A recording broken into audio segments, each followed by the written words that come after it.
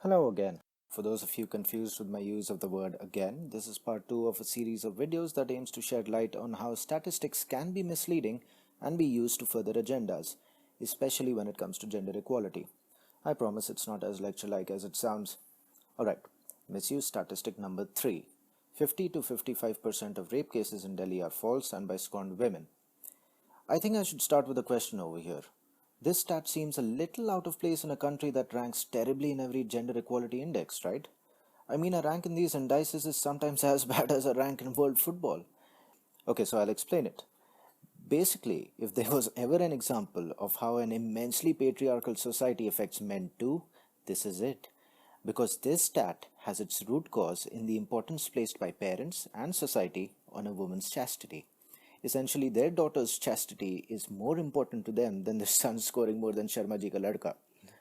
These cases that are talked about are mainly a combination of two things. Parents lodging a case against the guy whom their daughter ran away with when he is of a different caste or religion or supports Chelsea, in which case it's justified by the way, and breach of promise to marry, the law. So I'm not even sure if this can count as false. But anyway, I'll elaborate on both and their root causes, but you see how false cases in India, which keyboard warriors love talking about, don't really fall into the conventional definition of the phrase, which means a woman claimed that the sex was non-consensual while it was. This is why our rate is higher than other countries where you'd expect women to be bolder and more liberated. Now I'm going to refer to an article in The Hindu, the Rahul Dravid of newspapers. It basically analyzes 583 rape cases in Delhi's 6 district courts over a 6-month period. 123 cases in their study were not concluded, and that could be because of a range of reasons.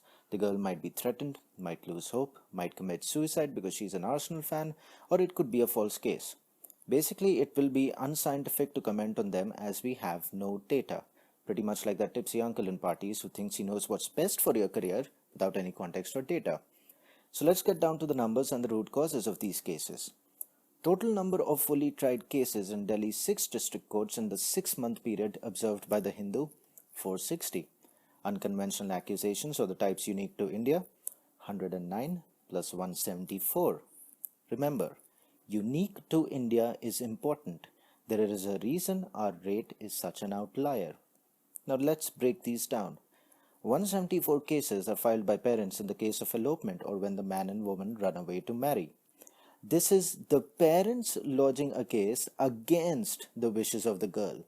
This is the parents who are acting like the love child of Cersei Lannister and Seb Blatter.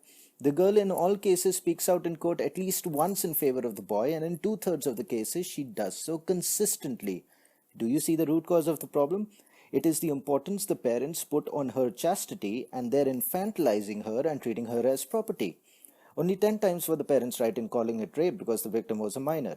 Even then, the girl spoke out against the parents. Not that it mattered in these cases. 109 breaches of promise to marry. Now I want you to put yourself in the shoes of a lawmaker. Laws are decided by them keeping society in mind. Indian society places too much importance on whether a woman is a virgin or not before marriage. Shit, she becomes the Viko Vajradanti of the marriage market if she's had premarital sex. Therefore, they have this law in place to protect these women and their potential Cinderella moments. Now, the root cause of this law's existence is the way women are perceived in society and the importance society places on their chastity. So, isn't it illogical if you are against the very people who are trying to change societal perceptions of women, given it will only create an environment that will invalidate this law? This law infantilizes women, which is why all prominent women's rights activists are against it. You might not agree with their methods sometimes, but isn't the end objective the same for all of us, given we all want this law removed? Oh, and one more stat. If you go by NFHS data, the FIR filing rate is 5.8% when it comes to rapes by people other than husbands. I urge you to do the math on what percent false or unconventional rapes are of the total number of rapes that are committed going by this statistic. Now really do it. I hope I've made my point with these videos. A patriarchal culture is damaging to us all, male or female, and turning such a sensitive topic into a gender war by misrepresenting stats is going to do us no good. When you come to think of it, can a case really be made for the fact that women don't have it bad in this country? Face it guys, this place is a cockfest. Land bazaar hai ye desh bhenchod. If you go abroad and come back, that's one of the first things you'll notice, be it bars, outdoor activities, or even people driving on the road, especially at night. Our politicians share opinions with rapists on women's rights. Women are beaten openly on the streets. Sex trafficking is rampant. The sex ratio is in shambles. The police certainly don't seem to be on the side of the victims. Foreign women traveling through the country have the most harrowing stuff to recount and often return with PTSD. Look at our fellow countrywomen too. Here in Guwahati, here in Delhi,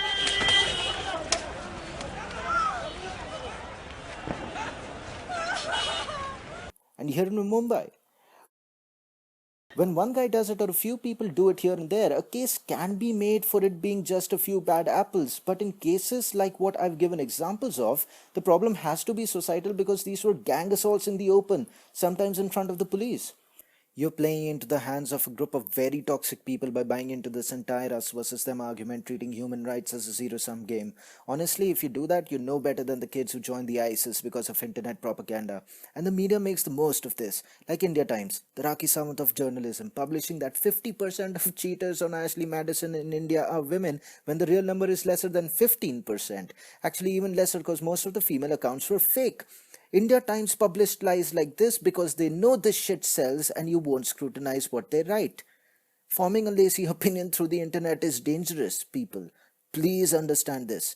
Remember, we're all in this together, men and women. Sailor, sailor, क्या बोला फिर बोल रे. Hey, sailor.